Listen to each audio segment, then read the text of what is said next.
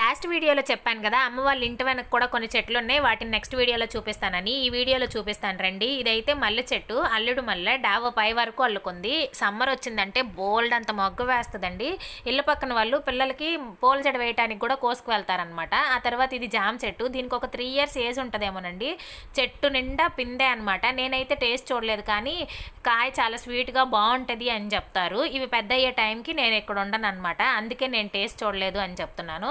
ఇంకాస్త ముందుకు వెళ్తే ఇది మరొక మల్లె చెట్టు అండి. ముందు చూపించింది అల్లుడు మల్లె కదా, ఇదైతే నార్మల్ మల్లె చెట్టు. ఇంకా దీని పక్కనే వెన్నముద్ద చెట్టు అండి. ఇవి కలర్ఫుల్గా బాగుంటాయి కదా ఇంటికి ముందు అందంగా. అయితే ఇదైతే వెనకుంది ఇంటికి.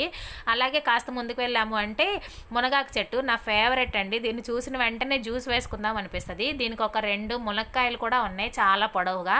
ఇంకాస్త ముందుకు వెళ్ళామంటే అక్కడ గోరింటాకు చెట్టు ఉందండి. ఆషాఢం అయింది కదా మొన్ననే, అప్పుడు కోసారు. అంతే, ఇదే అమ్మ వాళ్ళ గార్డెన్. నచ్చితే చిన్న లైక్ చేసి సపోర్ట్